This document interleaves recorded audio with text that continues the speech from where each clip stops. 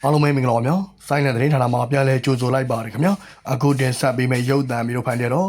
BNRD အဖွဲ့ခေါင်းဆောင်ဘူနဂါမှာသူ့မျိုးပြင်ကအဖွဲ့ပေါ်ပြစ်တင်ဝေဖန်ကြလို့ပြန်လည်ဖြည့်ရှင်းလာတဲ့ရုပ်သံမျိုးဖိုင်လေးကိုတင်ဆက်ပေးလိုက်ပါတယ်ခင်ဗျာ။ဒီမှာဘူနဂါကအဲ့ဒီပြစ်တင်ဝေဖန်နေတဲ့သူတွေပေါ်ဘလို့ပြန်လည်ဖြည့်ရှင်းတုံးပြန်လာသလဲဆိုတာကိုအားလုံးဝင်ရောက်ကြည့်ရှုလေ့လာသုံးသပ်ဝေဖန်ပေးကြပါဦးခင်ဗျာ။အားလုံးကိုလည်းစိုင်းတဲ့သတင်းဌာနမှာအထူးပဲကျေးဇူးတင်ရှိပါတယ်ခင်ဗျာ။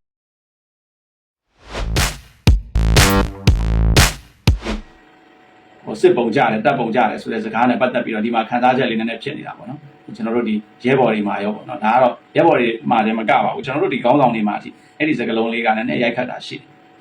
အဲ့ဒါဘာလဲဆိုတော့ခုနကပြောသလိုပေါ့နော်ကျွန်တော်တို့ကဒီဘိုးပြူတချင်းတွေကသားကြီးလို့ပဲ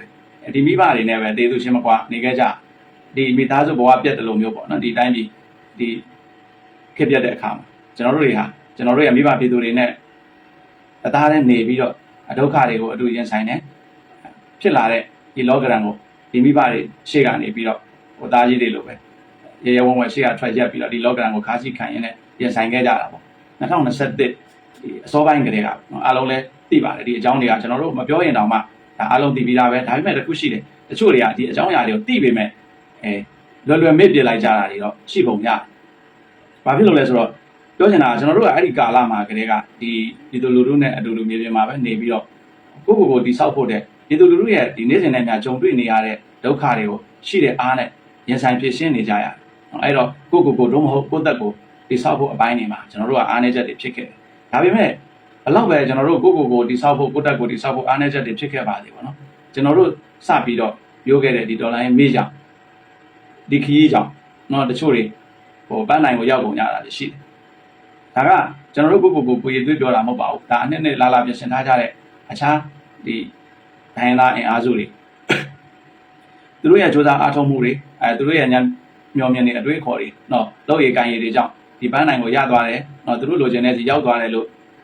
ပြောလို့ရပါတယ်ဒါပေမဲ့လို့နော်ဒီအခွင့်အရေးကိုသူတို့တွေနှစ်ပေါင်းဆယ်ချီပြီးတော့ရှာဖွေခဲ့ကြတာနော်သူတို့တွေလည်းအဲ့ဒါကိုအခုလိုမျိုးလွယ်လွယ်ကူကူမရခဲ့ပါအခုကတော့ဘာလို့လွယ်လွယ်ကူကူရလဲ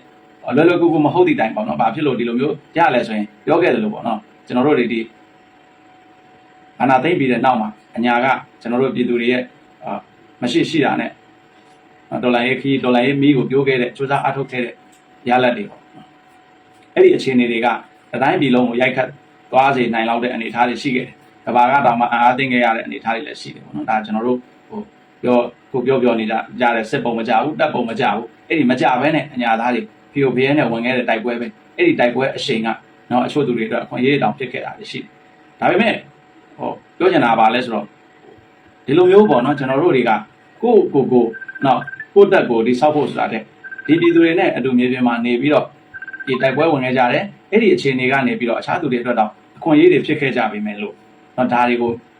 သိပေမဲ့လို့လွယ်လွယ်မဲ့ပြကြတယ်ဒီတန်ဖိုးတွေကိုမထီမဲ့မြင်ပြကြတဲ့စကားတွေကြုံလာရတယ်အဲ့ဒါပြည်သူလူထုတချို့ထံကလည်းကြားရတယ်လို့ကျွန်တော်တို့ရဲ့တက်အချင်းချင်းစီကနေလည်းကြားရတာရှိနော်အဲ့ဒါကျွန်တော်တို့တက်မှာမဟုတ်ပါဘူးအညာမှာဒီလိုမျိုးအားနေတဲ့သူတွေအပေါ်မှာအဲ့ဒီရိုက်ခတ်နေတဲ့စကားတက်ပုံမကြဘူးစစ်ပုံမကြဘူးဆိုတဲ့စကားတွေပေါ့နော်ဒါကတော့စစ်ပုံကြတယ်တက်ပုံကြတယ်ဆိုတဲ့နေရာမှာလက်နက်ကင်ပြီးတိုက်နေရတဲ့အဖွဲ့အစည်းတွေအတွက်အဓိကလိုအပ်ချက်ဖြစ်တယ်ဆိုတာကျွန်တော်တို့ဒါပြပါလက်ခံတယ်ပေါ့နော်ဒါပေမဲ့ဒီအားနည်းချက်ကိုအရန်ကြီးနင်းပြောနေတဲ့ကိစ္စမှာတော့ဒီအညာကနော်မရှိတာနဲ့ဖြစ်တယ်လို့အသက်ပေးပြီးတော့ပြည်သူလူထုအတွက်ဘဝတွေစတေးခဲ့ကြတဲ့ရဲဘော်တွေတပ်ဖွဲ့ဝင်တွေအပေါ်မှာနည်းနည်းမထီမဲ့မြင်ပြတဲ့စော်ကားတဲ့အနေအထားတွေဒီတောင်မှတက်ရောက်တာတွေကြုံခဲ့ရတယ်အခုကျွန်တော်တို့ရဲဘော်တွေဒီမြေပြင်မှာဆိုရင်သူတို့ကိုယ်တိုင်ပြန်ပြောလာတာရှိတယ်ကျွန်တော်တို့ရဲ့စ조사အားထုတ်မှုတွေကဘာမှတန်ဖိုးမရှိလို့လားပေါ့နော်ကျွန်တော်တို့အညာသားတွေရဲ့ပိတ်ဆက်မှုတွေကဘာမှကိုပဲသူတို့တော့အမှတ်တရဖြစ်เสียမရှိလို့လားပေါ့နော်တချို့သူတွေကပြောကြတယ်တပ်ပုံမကြဘူးဆိုတဲ့ကိစ္စတွေပေါ့နော်ဒီသူလူထုကပြောတာတော့တပိုင်းထားပါတော့တချို့တပ်ဖွဲ့ဝင်တွေကအဲ့လိုမျိုးဒ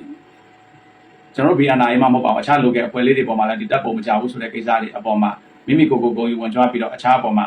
မထီမဲ့မြင်နဲ့ပြောဆိုကြတာတွေကြားနေရတာတွေရှိတယ်။ဘာပဲဖြစ်ဖြစ်ဒီဟာတွေကလိုအပ်တယ်ဆိုတာလက်ခံပါတယ်။ဒါပေမဲ့လို့ဒီအညာမှာခက်ခဲနဲ့တိဆောက်ထားတဲ့တပ်ဖွဲ့တွေအပေါ်မှာနော်ထိုက်တဲ့လေးစားမှုပေးလို့မရဘူးလားပေါ့။မိမိတို့ကိုယ်တိုင်ရောဒီအခွင့်အရေးတွေဒီလိုအခြေအနေတွေတိဆောက်ဖို့ဘယ်သူတွေကြောင့်ရလဲဆိုတာလေးနည်းနည်းတော့ပြန်စဉ်းစားပေးကြစေချင်တယ်ပေါ့နော်။ဒါပေမဲ့ဒါကတော့ကျွန်တော်တို့ကဆက်မိလို့စကားအရာပြောခြင်းဖြစ်တယ်ကိုဘာပဲဖြစ်ဖြစ်ကျွန်တော်တို့တိဆောက်ရမယ်ဆိုတဲ့အပိုင်းကိုလည်း ကျွန်တော်တို့ဒါပြန်ပြီးတော့လေးလေးနက်နက်စဉ်းစားလာတယ်ပေါ့နော်အဲ့ဒီမှာကျွန်တော်တို့2021ကနေပြီးတော့ဒီ2024ထိ2023 2024ထိကျွန်တော်တို့ဒီခီးပေါ်မှာကျွန်တော်တို့ရှိတဲ့အားနဲ့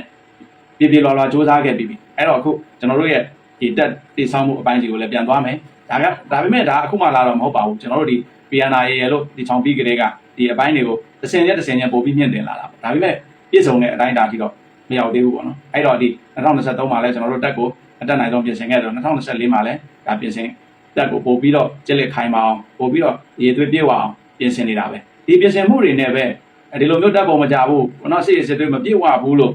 တချို့တွေမထီမဲ့မြင်ပြောဆိုလောင်ပြောင်နေတဲ့ကြားကနေပြီးတော့ကျွန်တော်တို့တွေကနော်တကယ်ကိုပဲဒီစစ်မြေပြင်မှာပေါ့နော်အတွေ့အကြုံရှိတဲ့ ERO ကြီးတွေရဲ့ဥဆောင်မှုတောင်မပါဘဲနဲ့ကျွန်တော်တို့ဗမာမျိုးသားဒေါ်လာရေးတက်မလို့ကိုယ့်အင်အားလေးနဲ့ကိုစစ်စစ်ရိတ်တကယ်ကိုနည်းနည်းလေးနဲ့ကျွန်တော်တို့မျိုးသိန်းစစ်စင်ရေးတစ်ခုလုပ်ပြခဲ့တယ်အောင်မြင်မှုလဲဒါပြခဲ့တာကိုအားလုံးသိမှာဒါပေမဲ့အခြေအနေအရတပြိုင်နက်လှုပ်ရှားမှုဖြစ်အောင်ကျွန်တော်တို့ညီနိုင်ခဲ့တဲ့နေရာမှာတပြိုင်နက်လှုပ်ရှားမှု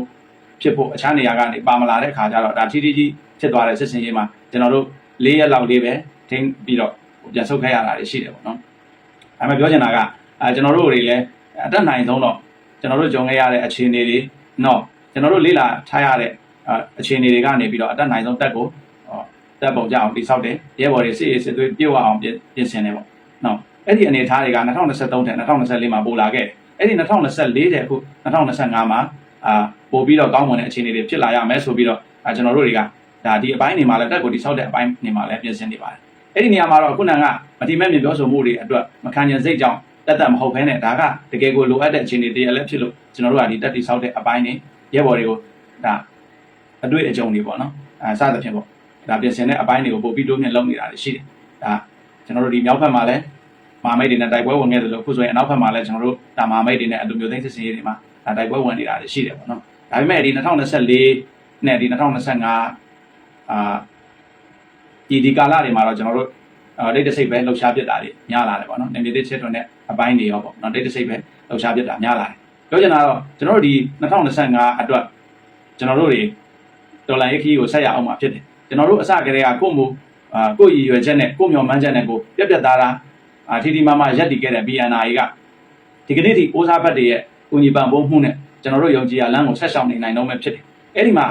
ဒါပြောလိုတာကတော့ကျွန်တော်တို့ကဘယ်သူပေးတဲ့ခေါင်းစဉ်ထဲမှာဒီဒေါ်လာရေးခီးကိုသွားနေတာမဟုတ်ဘဲနဲ့ကိုယ်နိုင်ငံရေးမှုနဲ့ကိုယ့်ရည်ရွယ်ချက်နဲ့ကိုယ့်မျှော်မှန်းချက်နဲ့ကိုသွားနေတာဖြစ်တယ်အဲ့ဒီအခြေအနေကြောင့်လည်းကျွန်တော်တို့ကနိုင်ငံရေးအတွန်းအတိုက်တွေကိုအများကြီးကြုံခဲ့ရဘယ်လိုပဲကြုံခဲ့ရသည်ဖြစ်စေခုပြောခဲ့တဲ့ကျွန်တော်တို့ရဲ့ဦးစားပတ်တွေကျွန်တော်တို့ရဲ့မိသားစုဝင်တွေရဲ့ဖေးမမှုနဲ့ကျွန်တော်တို့ကမမရက်ခဲ့ဒါကတော့ကိုင်းကျွန်းပြီးကျွန်းတိုင်းပြီးဆိုသလိုပဲကျွန်တော်တို့ကလည်းဒီပြည်သူလူထုတွေအတွက်ကျွန်တော်တို့အသက်တွေဘဝတွေချင်းပြီးတိုက်ပွဲဝင်နေတာဖြစ်တယ်ကျွန်တော်တို့တွေရဲ့ဒီလိုမျိုးတိုက်ပွဲဝင်နိုင်မှုအင်အားတွေကိုလည်းဒီပြည်သူလူထုတွေကနေပြီးတော့ပေးပြီးတော့ကျွန်တော်တို့ဒီနိုင်ငံရေးအတွန်းအတိုက်လိုင်းလေကြားမှာကျွန်တော်တို့ဒီမာမာရက်တည်နေတာဒီကနေ့ထိပဲဖြစ်တယ်ဒါပေမဲ့ကာလတာရှည်လာတဲ့အခါမှာတော့ကျွန်တော်တို့တွေကမူလရည်ရွယ်ချက်တွေမပြောင်းသိတိုင်ပေါ့နော်ပြောင်းလဲစဉ်းစားရတဲ့အခြေအနေတွေတော့အများကြီးကြုံလာရတယ်ဒါကလည်းကျွန်တော်တို့ကြုံလာရတဲ့လူပုဂ္ဂိုလ်တွေအဖွဲ့အစည်းတွေသူတို့ရဲ့လှုပ်ဆောင်ချက်တွေသူတို့ရဲ့စေတနာတွေပေါ့နော်ဒီအခြေအနေတွေအပေါ်မှာကျွန်တော်တို့ပြောင်းလဲစဉ်းစားပြီးလုပ်ကိုင်ရတာတွေလည်းရှိလာဘာလဲဆိုတော့ကျွန်တော်တို့ပြောခဲ့တယ်လို့ပေါ့နော်ဒေါ်လာရေးကဏ္ဍဥကတော့ကျွန်တော်တို့ Federal Democracy ဆိုပြီးတော့ကြွေးကြော်ပြီးတက်လာခဲ့ကြတာပဲတိုင်းရင်းသားအားလုံးနော်တန်းတူအခွင့်အရေးနောက်ပြီးတော့ကျွန်တော်တို့အားလုံးပြည်ထောင်စုကြီးကိုပေါင်းစည်းတည်ထောင်ကြမယ်ပေါ့နော် Federal နဲ့ Democracy ပေါင်းစပ်ပြီးတော့ Federal Democracy ပြည်ထောင်စုကြီးကိုချိန်ကူးရင်ခဲ့တာဒါပေမဲ့ဒီကနေ့အချင်းတွေအရာအဲ့ဒီကျွန်တော်တို့မျှော်လင့်တဲ့ Federal Democracy ပြည်ထောင်စုဆိုတာကတော့ကျွန်တော်ထင်တယ်ဒီဒေါ်လာရေးကာလအလွန်မှာရုပ်ချဖြစ်ပေါ်လာဖို့မလွယ်တော့ကိုဒေတာကိုဒေတာကိုလွတ်မြောက်ဖို့ကိုကြမှာကိုဖန်တီးဖို့ပဲအားလုံးကဒါစ조사နေကြတဲ့အနေအထားရှိတယ်ဒီအနေအထားမှာရိုးသားတဲ့သူတွေရောမရိုးသားတဲ့သူတွေရောရိုးသားတဲ့အဖွဲ့အစည်းတွေရောမရိုးသားတဲ့အဖွဲ့အစည်းတွေရောကျွန်တော်တို့အများကြီးကြုံခဲ့ရပြီအဲ့တော့ကျွန်တော်ခဏဒီနောက်ပိုင်းမှာပြောလာရတယ်ကျွန်တော်တို့နိုင်ငံရေးလောဘတော့အရင်မကြီးရဲတော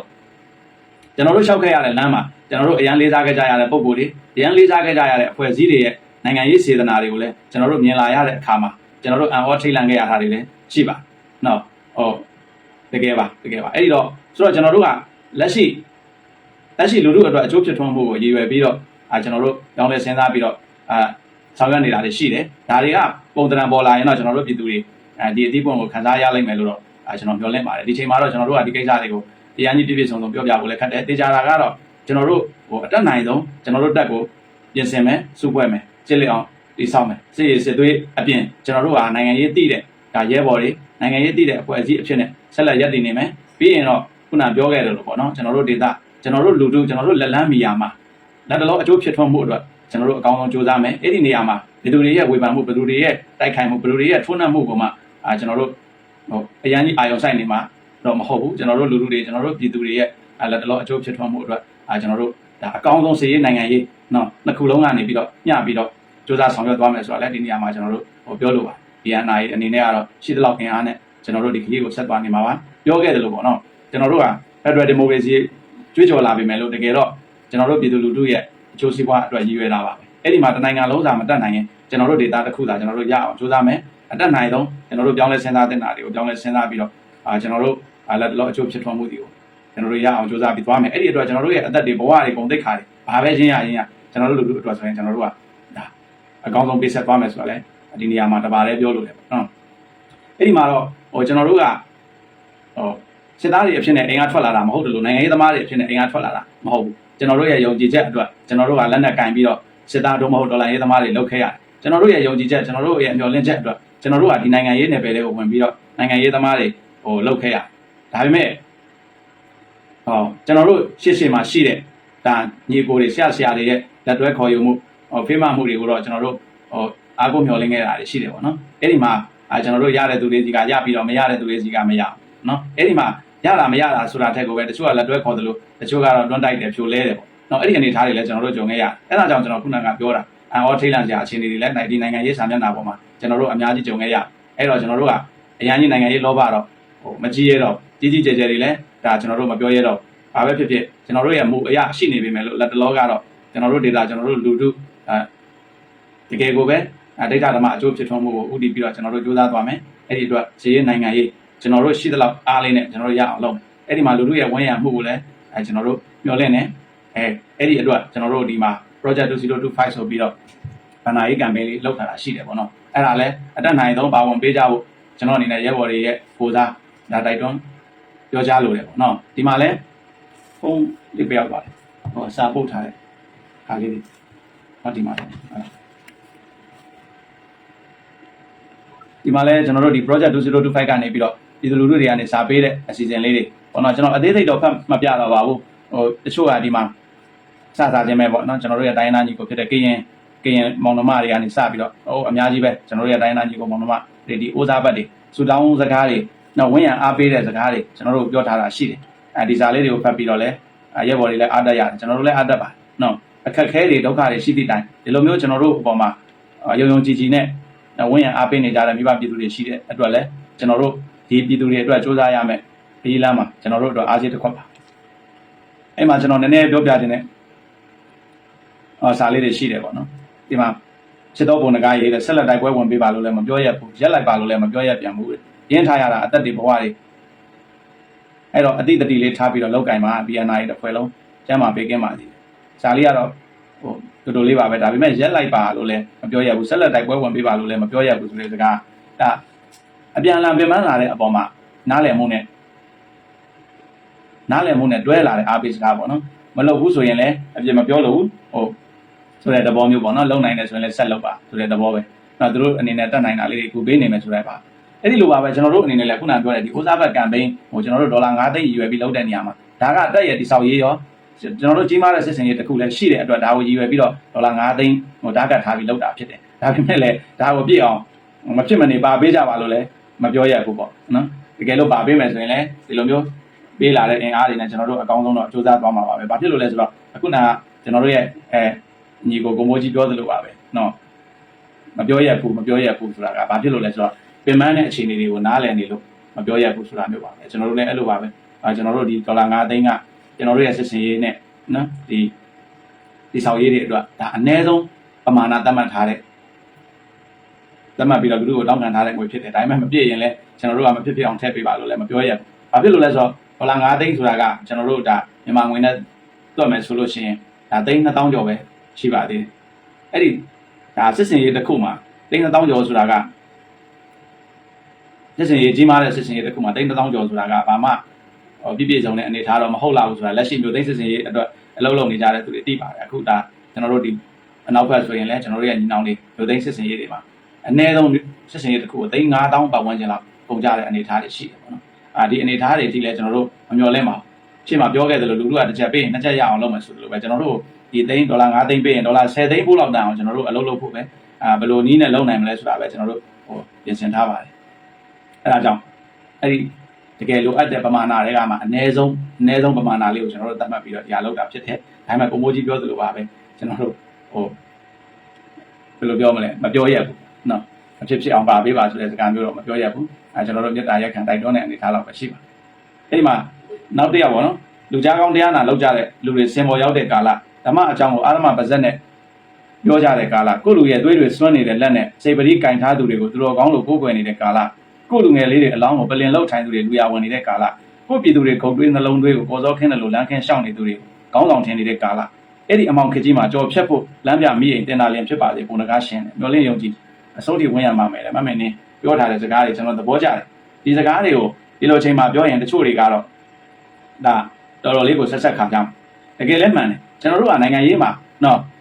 ်ပြည်သူလူထုအတွက်လို့ဗဇက်ကပြောပြီးတော့ပြည်သူလူထုအသက်ကိုပြည်သူလူထုရဲ့သွေးတွေကိုနော်ပြည်သူလူထုရဲ့ဘဝတွေကိုနင်းပြီးတော့ကိုယ့်ရဲ့အာဏာစကြက်တွေကိုယ့်ရဲ့ဒီနိုင်ငံရေးဈေးကွက်တွေကိုတိစောက်နေကြတဲ့လူတွေဒီမှာတွေ့လာခဲ့ရတယ်အဲ့ဒီအန်အော်ထိတ်လန့်နေဆိုတာကအဲ့ဒီအချက်တွေအများကြီးပါ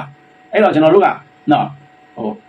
်ဒီလူတွေကနည်းနည်းနောလည်းမဟုတ်ဘူးဒီနိုင်ငံရေးခီးလမ်းမှာကျွန်တော်တို့တွေ့ခဲ့ရတာဆိုရင်အများကြီးအဲ့တော့ခုနကပြောတယ်မမယ်နေပြောသလိုပဲနော်ဘာပဲဖြစ်ဖြစ်ဒီခင်းလိုက်ရတဲ့လူငယ်လေးတွေခင်းလိုက်ရတဲ့ပြည်သူလူထုရဲ့ဒီသွေးတွေအသက်တွေဘဝတွေနဲ့တန်အောင်နော်ကျွန်တော်တို့အတက်နိုင်ဆုံးဒေတာတစ်ခုအတွက်တော့မဟုတ်ကျွန်တော်တို့လက်လန်းမီယာလူထုအတွက်ဒေတာဓမ္မအကျိုးဖြစ်ထွန်းမဲ့ပုံစံကိုကျွန်တော်မရအောင်ဆွဲခေါ်ပြီးတော့လိဆောက်ဖို့ပြင်ဆင်ထားတာတွေရှိပါကျွန်တော်တို့အတက်နိုင်ဆုံးစူးစမ်းပေးမယ်ကျွန်တော်တို့နင်းခဲ့တဲ့ဘဝကျွန်တော်တို့ခင်းခဲ့တဲ့သွေးတွေနော်ကျွန်တော်တို့နင်းခဲ့တဲ့အသက်တွေမဟုတ်တဲ့အတိုင်းဘယ်သူကနင်းနေဘယ်သူကခင်းအဲ့ဒီလူတွေအတွက်ကျွန်တော်တို့တက်နိုင်တယ်လို့ကျွန်တော်တို့လက်လန်းမီယာနော်အဲ့ဒီဘဝတွေကိုပြန်လည်ပြီးတော့တာယာသေးဖို့ကျွန်တော်တို့အကောင်းဆုံးစူးစမ်းမယ်လို့ခရီးပေးတယ်မမယ်နေအခြေအနေရကျွန်တော်တို့ကတနိုင်ငံလုံးသာစိတ်ကူးရင်လို့တော့အာမတန်ဘူးပေါ့နော်အဲ့တော့ကျွန်တော်တို့လက်လန်းမီယာနော်ကျွန်တော်တို့ဆက်ဆက်ရဒေတာလူလူရဲ့အကျိုးစီးပွားအတွက်ကျွန်တော်တို့အတက်နိုင်ဆုံးဒါပြောင်းလဲစူးစမ်းပါမယ်မမယ်နေပြောသလိုပေါ့နော်ကျွန်တော်တို့နိုင်ငံရေးမှာစိတ်ပတိကြီးကင်ထားတဲ့နော်ကြောင်သူတော်ကြော်တခိုးနိုင်ငံရေးသမားတွေနော်နောက်ပြီးတော့အာဏာစကြက်ရှာနေကြတဲ့သူတွေအဲ့ဒီလူတွေရဲ့အပြန်အလှန်အားပြိုင်မှုကြားထဲမှာခြေမွသွားရမယ်ဘဝတွေနဲနိုင်တယ်များနဲအောင်နော်ကျွန်တော်တို့စူးစမ်းပြီးတော့လူလူရဲ့ဘဝနော်ကျွန်တော်ညာမိသလောက်ကျွန်တော်တို့ကိုယ်စွမ်းညာစွမ်းရှိသလောက်နဲ့လမ်းပြပါမယ်တော့မဟုတ်ကျွန်တော်ရအောင်လမ်းဖောက်ပါမယ်လို့ပေးပါတယ်မမင်းဒါတော့မေကွန်းများတော်တော်လေးကျန်းတဲ့မေကွန်းသာဝရလေးစားလေးပါပုံတကားရေးတဲ့နမခဘယ်တော့တိုက်မှလည်းသိချင်လို့ပါဗျာလေကိုကလောင်ရည်ရမယ်သဘောဖြစ်နေပြီဒီမေကွန်းကတော့ဖုန်းနံပါတ်ထည့်ပေးပြီးတော့မေးရင်ပိုကောင်းမယ်တင်နေပြဖုန်းနဲ့ဖြေမှနော်ဒီလိုမေးခွန်းမျိုးဆိုတာ public မှာဖြေလို့လည်းကောင်းတဲ့အားမဟုတ်ပါဘူးအဲ့တော့ကိုကမောင်ဆိုရင်အဲ့ဒါလေးနားလည်ပေးပါနော်နောက်တစ်ခုကအညာသူကမေးထားတယ်မင်္ဂလာပါဘုန်းကားရေးတဲ့လက်ရှိမှာစကားသဘက်ကနေပြီးတော့ဒီ NUG နဲ့ PDF တွေကိုငြိမ်းချမ်းရေးစပွဲဝိုင်းပေါ်လာဖို့ဖိတ်ခေါ်မယ်ဆိုတာကြားသိရတယ် BNI ကိုဖိတ်ခေါ်လာမယ်ဆိုရင်ဘုန်းကားအနေနဲ့ဆွေးနွေးဖို့ရှိပါသလားနောက်ပြီးတော့ပြည်သူတွေကလက်ခံနိုင်မှာမလားကျွန်တော်တို့ပမာမျိုးသားဒေါ်လာရေးတက်မတော်ကအများအားပြောလို့ရှိပါတယ်ကျွန်တော်တို့ဒီဒေါ်လာရေးကိုလောက်ရခြင်းကပြည်သူလူထုရဲ့အကျိုးစီးပွားကိုရည်ရွယ်တယ်ပြည်သူလူထုရဲ့ဆန္ဒပြည်သူလူထုရဲ့ဘဝတွေကိုဥထိတ်ထားတယ်နော်အဲ့ဒီတော့ဒီကိစ္စတွေကိုလက်ခံခြင်းမခံခြင်းကပြည်သူလူထုနဲ့လာဆိုင်ပါတယ်ပြည်သူလူထုအကျိုးစီးပွားအလုံးလောက်တဲ့အနေအထားလက်ခံနိုင်တဲ့အနေအထားမို့လို့လူထုကလက်ခံတဲ့အနေအထားမျိုးဆိုရင်ကျွန်တော်တို့ကလူထုဆန္ဒကိုဥထိတ်ထားပြီးဖြစ်တဲ့အတွက်ဒီကိစ္စတွေကကျွန်တော်တို့တည်တံ့ဖြည့်စရာတော့မလိုပါဘူးနော်လူထုကလက်ခံရင်ကျွန်တော်တို့လက်ခံနိုင်တယ်လူထုလက်ခံနိုင်လောက်တဲ့အခြေအနေရှိရင်ကျွန်တော်တို့လက်ခံနိုင်တယ်လူထုလက်ခံနိုင်လောက်တဲ့အခြေအနေမရှိရင်ကျွန်တော်တို့ BNI အနေနဲ့လက်မခံနိုင်ပါရှင်းလေးပါနော်အဲ့တော့ဒီမေကွန်းအတွက်လည်းကျွန်တော်ခုမှမဟုတ်ပါဘူးအရင်တုန်းကလည်းဖြေဘူးပါကျွန်တော်တို့ကတော့လူထုရဲ့အကျိုးစီးပွားကိုဥထိတ်ထားတယ်လူထုရဲ့ဒိဋ္ဌဓမ္မနော်သိတာထင်ရှားတဲ့ရလက်ကောင်းနေနဲ့လူထုကလက်ခံနိုင်တဲ့အခြေအနေမျိုးဆိုရင်ကျွန်တော်တို့ကအဲ့ဒီမှာပါပြီးသားပါပဲလူထုကလက်မခံနိုင်တဲ့အနေအထားမျိုးလူထုရဲ့အကျိုးစီးပွားအတွက်ဖြစ်မလာတဲ့အနေအထားမျိုးဆိုရင်တော့ကျွန်တော်တို့ BNI ရဲ့အတွက်နဲ့ BNI ကဒီကိစ္စတွေကိုကောင်းကြီးမှာမဟုတ်ပါဘူးအဲ့မှာလက်နက်နဲ့ရှိတဲ့အဖွဲ့တွေကိုလည်းမဟာမိတ်ဖွဲ့လာတဲ့စာပို့ပေးလာဆိုပြီးတော့မေးထားတာရှိတယ်ဟုတ်ကဲ့ကျွန်တော်တို့နဲ့ဆက်ဆံဖို့တဲ့အဖွဲ့တွေဒီမှာပို့ပေါင်းလာတဲ့အဖွဲ့တွေသိပါတယ်လက်နက်နည်းနည်းပဲရှိတလက်မှမရှိကျွန်တော်တို့နဲ့အတူတူတိုက်ပွဲဝင်ဖို့လာတဲ့သူတွေဆိုရင်ကျွန်တော်တို့ကဒါ အားလုံးကိုတလေးတစားနဲ့ကျွန်တော်တို့လက်တွဲခေါ်ပါတယ်ကျွန်တော်တို့အဲ့ဒီလိုမျိုးပေါ့နော်ကျွန်တော်တို့ရှိတဲ့လက်နက်တွေကိုနော်ရှိတဲ့လောက်လေးမျှဝေသုံးစွဲလို့တချို့တွေအခွင့်အရေးရှာပြီးတော့နော်ဘယ်လိုပြောမလဲအဲ့ဒီလိုမျိုးလက်တွဲခေါ်ယူဖို့ခွန်ကောင်းယူပြီးတော့ကျွန်တော်တို့ BNI ကိုဒုက္ခပေးသွားတာတွေတောင်မှကျွန်တော်တို့ကြုံခဲ့ရပါတယ်နော်နည်းနည်းများများကျွန်တော်တို့ကတန်ဖိုးထားပါတယ်ဒေါ်လာရေးလှုပ်ရှင်တဲ့အဖွဲ့တွေနော်ကိုယ့်ထက်သားတဲ့အဖွဲ့တွေအနေနဲ့ကိုယ့်ကိုလက်တွဲတာမတွဲတာထက်ကိုယ့်ထက်နှိမ့်တဲ့အဖွဲ့တွေကိုနဲ့လက်တွဲပြီးတော့တိုက်ပွဲဝင်ဖို့ကိုယ့်ရဲ့အကူအညီလိုအပ်တယ်ကိုယ့်ရဲ့ဥဆောင်မှုလိုအပ်တယ်ဆိုပြီးတော့လက်ကမ်းလာတဲ့အနေအထားတွေမှာကျွန်တော်တို့ပဲအဖွဲ့မှာမငြင်းဘူးပါခုနကပြောသလိုပေါ့နော်တပ်ပုံမကြဘူးဆိုတဲ့အခြေအနေမျိုးတွေနောက်ပြီးတော့ကျွန်တော်တို့ကိုယ့်အဖွဲ့ကြီးပေါ်မှာကိုမန်တက်ပြီးတော့ဒီအဖွဲ့ငယ်တွေအပေါ်မှာမလေးမစားလုပ်တဲ့အနေအထားမျိုးတွေကျွန်တော်တို့လုံးဝမရှိပါဘူးအားလုံးကိုလက်ကမ်းကြိုးစိုးပါတယ်ဒါကျွန်တော်တို့နဲ့ပူးပေါင်းဖို့တဲ့အဖွဲ့တွေလည်းသိပါဘာဖြစ်လို့လဲဆိုတော့ဒီမပြည့်စုံမှုတွေကအညာမှာနော်အညာမှာဒီပြည်သူလူထုနဲ့ဒုက္ခခံအတူတူခံပြီးတော့တိုက်ပွဲဝင်နေကြတဲ့ကျွန်တော်တို့ရဲ့အညာသားတွေဘယ်လောက်ဒီခက်ခဲတယ်ဘယ်လောက်ဒီအားနည်းတယ်ဆိုတာနော်ဘယ်လောက်ဒီအခြေအနေအကြောင်းတရားနော်ရှာရှာပါပါကြားမှာရက်တည်ကြလဲဆိုတာတွေကျွန်တော်တို့နားလည်ပါတယ်အဲ့ဒါကြောင့်အဖွဲ့ငယ်တွေအပေါ်မှာလည်းကျွန်တော်တို့တလေးတခြားခေါ်ယူလက်တွဲပါတယ်ဟုတ်ကဲ့သမိုင်းတရားခံကနေလွတ်မြောက်အောင်တန်းတူအခွင့်အရေးအတွက်နိုင်အောင်တိုက်ပြပါတယ်သမိုင်းတရားခံဆိုတာတော့ဗမာလူမျိုးကြီးဝါဒကိုများရည်ရွယ်ပြောသလားမသိဘူးဒီကိစ္စတွေကျွန်တော်တို့လေးလေးနက်နက်စဉ်းစားပါတယ်နော်ကျွန်တော်တို့ကိုယ့်လူမျိုးကိုပြန်ပြီးတော့နင်းတဲ့ပုံစံမျိုးတွေလည်းကျွန်တော်တို့မပြောချင်တော့ဘူးဘာပဲဖြစ်ဖြစ်ပေါ့နော်သမိုင်းတရားခံဆိုတဲ့ကိစ္စတွေကတော့နော်ကျွန်တော်တို့ခင်မှာမဖြစ်အောင်ကျွန်တော်တို့အတက်နိုင်ဆုံးစူးစမ်းပြီးတော့အားလုံးရဲ့အခွင့်အရေးကိုကျွန်တော်တို့လေးစားမှုနဲ့ကျွန်တော်တို့စူးစမ်းအားထုတ်သွားမယ်ဒါပေမဲ့လို့ပြောခဲ့တယ်လို့ပေါ့နော်ကျန်တဲ့တိုင်းရင်းသားတွေကသူ့ဒေတာသူ့အခွင့်အရေးအတွက်သူတို့အေးအေးဆေးဆေးသူတို့ဖန်တီးယူနိုင်နေပြီဖြစ်တဲ့အတွက်ကျွန်တော်တို့အဲ့ဒီကိစ္စတွေတိတ်ပြီးတော့ကောင်းတဲ့ထည့်စရာတော့မလိုတော့ဘူးကျွန်တော်တို့ဒေတာကျွန်တော်တို့လူထုနော်ဒီလူတွေရဲ့အခွင့်အရေးအတွက်ပဲကျွန်တော်တို့ပို့တွေးရလိမ့်မယ်ထင်တယ်နော်တိုက်ပေးပါဆိုတဲ့ကိစ္စမှာတော့ရှေ့ရေးနိုင်ငံရေးကျွန်တော်တို့တွေးတတ်တဲ့လောက်ကျွန်တော်တို့ညံမီတဲ့လောက်ကျွန်တော်တို့အားထုတ်နိုင်တဲ့လောက်နဲ့ကျွန်တော်တို့စူးစမ်းပြီးတိုက်ပွဲဝင်သွားမှာပါကျန်တဲ့နောက်မှာတော့ဒီလိုပါပဲစူတောင်းစကားတွေအားပေးစကားတွေလောက်နေပဲပြီးတယ်ထင်တယ်ဒီမှာမေးခွန်းရလို့တော့ဒီမှာဝန်ကားအပါဝင်ဝန်ကားဥဆောင်တဲ့ BNI ရဲဘော်များအားလုံးနဲ့ထောက်ဖို့များဝိုင်းဝန်းကူညီထောက်ပံ့လူဒန်းပေးကြတဲ့သူများအားလုံးကိုရောစိတ်ပါကျမ်းမာချမ်းသာပြီးမိမိတို့အလိုချင်ဆုံးဖြစ်တဲ့ຫນွေဥတော်လိုင်းရေးကြီးအများဆုံးအောင်မြင်ပါစေဆိုတဲ့စန္ဒာများအများဆုံးပြကြပါစေလို့ဆုတောင်းပေးပါတယ်ဝန်ကားလည်းမိမိနယ်ကိုအများလွတ်မြောက်အောင်စ조사ရင်းနဲ့တနိုင်ငံလုံးလွတ်မြောက်အောင်ချိတ်ဆက်စည်းရုံးစမ်းဆောင်နိုင်အောင်စ조사ပေးပါလို့တောင်းဆိုချင်ပါတယ်ဟုတ်ကဲ့ဒီထဲမှာမိမိနယ်ကိုအများလွတ်မြောက်အောင်စ조사ရင်းဆိုတဲ့စကားလေးကိုကျွန်တော်တို့အလေးထားပါနော်ကျွန်တော်တို့အင်အားနဲ့လည်းကျွန်တော်တို့ညံမြေအတွက်လောက်ပဲကျွန်တော်တို့အခုချိန်မှာတော့ပိုစ조사ရမယ်ထင်တယ်ဘာပဲဖြစ်ဖြစ်ကို့အနေနဲ့ကိုလက်လန်းမိသလောက်ကိုချိတ်ဆက်မိသလောက်တိုင်းသားညီကိုတွေပဲလည်းတက်နိုင်တဲ့မြတ်ကိုကြီးတိုက်ပွဲဝင်ခဲ့တာတွေလည်းရှိခဲ့ပြီးပြီပေါ့နော်ဒီနေရာမှာတော့ကျွန်တော်ရဲ့မိတ်ဆွေပြောသလိုကျွန်တော်တို့ရဲ့ဥဒ္ဒပတ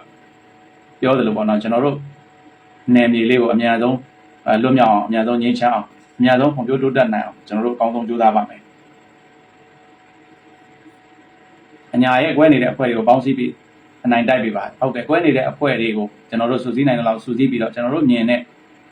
နိုင်ငံရေးအမြင်အနေနဲ့ကျွန်တော်တို့ ਨੇ အတူတူဒေါ်လာရဲ့ခရီးကိုခြိတက်နိုင်ဖို့ကျွန်တော်တို့အတက်နိုင်ဆုံးကြိုးစားစုစည်းသွားပါမယ်မင်္ဂလာပါကိုရေးတဲ့ရှေ့ကရန်သူတက်ဓာတ်ထက်နောက်ကျောကဓာပူးတက်တဲ့ဓာလူရင်းတွေကထိုးတဲ့ဓာတွေကပိုအန်ရများတယ်အကိုဓာကြောင့်ပို့ပြီးဆိုင်ပေးပါတဲ့တိုင်းပြည်မှာပြည်သူကိုရှေ့ရှုတဲ့သူကိုကြိုးကြည့်သူတွေကမနှစ်မြို့ဘူးမူဝါဒကို UDP လူပုဂ္ဂိုလ်မခင်တဲ့အခါပုဂ္ဂိုလ်မင်းသူတွေကလည်းရှုစိတ်မှမထင်ဘူးခုထိတော့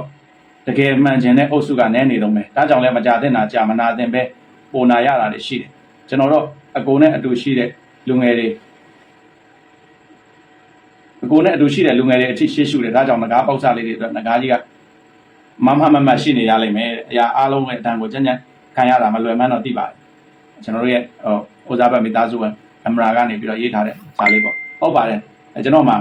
ှရှေ့ကဓာတ်တွေရောနောက်ကဓာတ်တွေရောအထက်ထဲထိဝင်ထိုးသွားတဲ့ဓာတ်တွေရောအဲ့ဒီဟာတွေလည်းအများကြီးခံခဲ့ရဖို့ပါတယ်နော်ဘာပဲဖြစ်ဖြစ်ကျွန်တော်တို့ကဒီတိုင်းပြည်နဲ့လူထုကိုရှေ့ရှုပြီးတော့အတက်နိုင်ဆုံးစူးစမ်းနေမှာပါ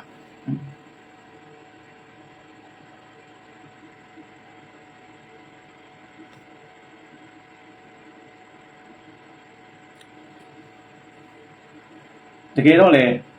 အဲ့ဒီကိုကြိုးကြည့်တဲ့သူတွေပေါ့နော်ကျွန်တော်တို့မှာ နိုင်ငံရေးမှာကိုကျိုးပဲကြည့်ပြည်သူအကျိုးပဲကြည့်အုပ်စုဖွဲ့နိုင်တယ်ဆိုလို့ရှိရင်အဲ့ဒီအုပ်စုကကျွန်တော်တို့နိုင်ငံရဲ့လက်ရှိအခြေအနေအရပေါ့နော်ကျွန်တော်တို့နိုင်ငံကလူအုပ်ဝါဒထွန်းကားနေတယ်လို့ဖြစ်တဲ့အခါကျတော့အဲ့ဒီအုပ်စုဖွဲ့နိုင်တယ်ဆိုလို့ရှိရင်အဲ့ဒီအုပ်စုကလူထုကိုဆွဲဆောင်တဲ့နေရာမှာတော်အားကောင်းပေါင်းတဲ့အရေးပါတယ်နော်အဲ့ဒီမှာလဲအဲ့ဒီလိုဆွဲဆောင်နိုင်တဲ့ဒီလူအုပ်တွေကလူထုရဲ့အကျိုးကိုကြည့်တယ်ဆိုရင်တော့ပြဿနာမရှိဘူးပေါ့နော်ကိုကျိုးကိုကြည့်တယ်ဆိုရင်တော့ပြဿနာရှိတယ်အဲ့ဒီမှာလဲကိုကျိုးကြည့်တဲ့လူတွေကဒီလူထုကြားကဒီလူငယ်တွေကိုနိုင်ငံရေးအတွေ့အမှားတွေရိုက်သွန်းပြီးတော့အစွန်းရောက်ဝါဒတွေနဲ့နော်သွေးခင်းတဲ့လမ်းကိုမနာမနေလျှောက်ဖို့လှုံ့ဆော်နေတာတွေလည်းမြင်ရတယ်ဒါပေမဲ့ဒီကိစ္စကိုဒီလက်နက်ကင်လမ်းစဉ်ကိုကျွန်တော်တို့လည်းရွေးချယ်ခဲ့ကြတာပဲဒါပေမဲ့နီမာလမ်းမနဲ့နိုင်ငံရေးအမြင်မှားနဲ့တော့ကျွန်တော်တို့ကမသွားစေချင်ဘူးအတက်နိုင်ဆုံးတော့နီမာလမ်းမနိုင်ငံရေးအမြင်မှန်နဲ့ပဲနော်ရှေ့ဆက်သွားစေချင်တယ်အဲ့ဒီအခြေအနေတွေကနေပြီးတော့ဒါအတက်နိုင်ဆုံးလူငယ်တွေကိုလမ်းမှန်ပေါ်ကျွန်တော်တို့ဆွဲနိုင်တယ်လို့တော့ဆွဲခေါ်သွားမှာပါ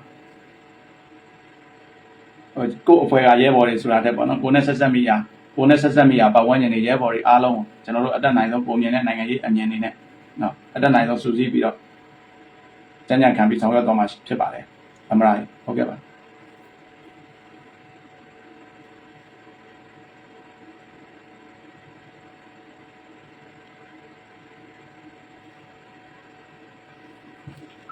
ဒီမှာတော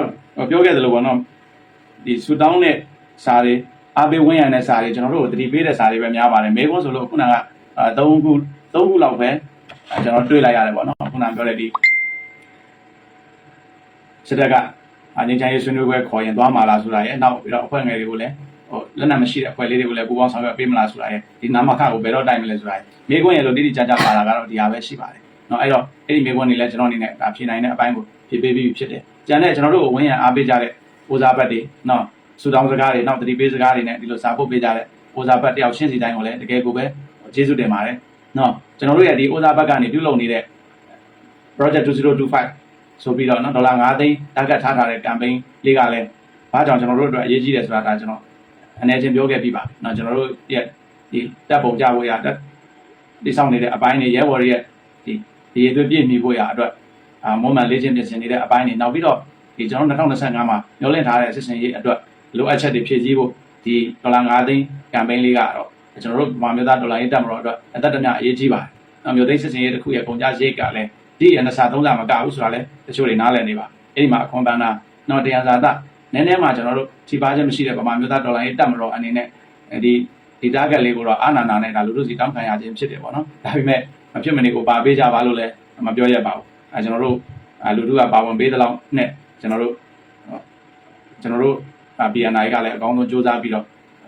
့လူတို့ကိုကျေးဇူးဆက်သွားမှာဖြစ်ပါတယ်။ဒါလေးလည်းဒီနေရာမှာပြောချင်ပါတယ်။အမြဲတမ်းမဲ့ကျွန်တော်တို့ဗမာမျိုးသားဒေါ်လာရေးတက်မတော်က2021ဒီစစ်တပ်ကအာဏာသိမ်းပြီးကြတဲ့ကကျွန်တော်တို့ရဲ့မိဘပြည်သူနဲ့ရင်အုပ်မကွာဒီရေမှာနေလာရင်းနဲ့ကျွန်တော်တို့ကအခက်အခဲတွေအမျိုးမျိုးကြားကနေအတွန်းတိုက်တွေအမျိုးမျိုးကြားကနေပြီးတော့စူးစမ်းရက်တည်ခဲ့ပြီးဖြစ်တယ်။ကျွန်တော်တို့ကိုတိဆောက်ဖို့တဲ့မိဘပြည်သူတွေရဲ့လက်တော်ဒုက္ခတွေကိုကာကွယ်ဖို့အကူအညီဖြစ်ရှင်းဖို့တာလုပ်နေရတဲ့အတွက်ကျွန်တော်တို့မှာလိုအပ်ချက်တွေအားနည်းချက်တွေတော့ရှိနေပါတယ်။ဘာပဲဖြစ်ဖြစ်ဒီအားနည်းချက်တွေကြားထဲကနေပဲကျွန်တော်တို့လူထုအတွက်ကျွန်တော်တို့ဒေတာအတွက်ကျွန်တော်တို့မျှော်လင့်ချက်ပန်းနိုင်တစ်ခုကိုယူပြီးတော့အဲ့ဒီလူတွေရဲ့လက်မှာအပ်နိုင်လိမ့်မယ်လို့ကျွန်တော်ကတော့ယုံကြည်ပြီးစူးစမ်းနေတဲ့အပိုင်းတွေရှိပါတယ်။ဒီနေရာမှာကျွန်တော်တို့ဘယ်နည်းနဲ့မဆိုပေါ့နော်ဘယ်နည်းနဲ့မဆိုအတက်နိုင်ဆုံးလူငယ်တွေနောက်ပြီးတော့လူငယ်တွေဆိုတဲ့နေရာမှာလူကြီးလူငယ်အားလုံးပေါ့ပြည်သူလူထုရဲ့အသက်သွေးတွေနဲနိုင်တယ်များနဲတဲ့နီးနဲ့ကျွန်တော်တို့ဒီအကျိုးရလဒ်ကိုရအောင်ရှာဖွေသွားမယ်အဲ့ဒီအတွက်လိုအပ်လို့ရင်းရမယ်ဆိုရင်လည်းအဲ့ဒီအသက်တွေဘဝတွေကကျွန်တော်နဲ့တူကျွန်တော်တို့ရဲ့ BNI ကဗမာမျိုးသားဒေါ်လာရေးတက်မတော်ကဒေါ်လာရေးရဲဘော်တွေနောက်ပြည်သူလူထုပို့စားကျွန်တော်တို့ရဲ့ဘဝတွေကျွန်တော်တို့ရဲ့အသက်တွေသွေးတွေကိုကျွန်တော်တို့ခင်းပေးသွားအဲ့ဒါကိုကြည့်ပြုပါအတက်နိုင်ဆုံးတော့ကျွန်တော်တို့ရဲ့အနာကျင်မှုထိခိုက်မှုအနည်းဆုံးနဲ့ကျွန်တော်တို့ဒေတာကျွန်တော်တို့လူထုအတွက်လိုချင်တဲ့ပန်းနိုင်ကိုဒါလက်ထဲမှာပိုင်နိုင်နဲ့ကြိုင်နိုင်အောင်လေကျွန်တော်တို့စူးစမ်းသွားပါနော်ဒီမှာတော့ပို့စားဘက်ကပို့လာတဲ့ဒီစာလေးတွေကိုဖြေဖို့အစီအစဉ်ဆိုပေမဲ့ဒီဟာကခုနပြောခဲ့သလိုပေါ့နော်တိတ်ပြီးတော့ထူးထွေပြီးဖြေကြလဲမပါတဲ့အတွက်ဒီကနေ့ညတော့ဒီလောက်ပါနော်ကျွန်တော်တို့ဒီ project 2025မှာကျွန်တော်တို့မိဘပြည်သူတွေအနေနဲ့မိမိကိုယ်တိုင်ရောပါဝင်ရင်တခြားလေးစားရာလေးတွေကိုလည်းလှုပ်ဆော်ရင်းနဲ့အားဖြစ်ပေးကြပါဒီမှာရှယ်လေးနော်ဒီဖလန်နဲ့ပတ်သက်ပြီးတော့မေးခွန်းမေးတာရှိတယ်ဟုတ်လားလိုက်မှာမေးတာလား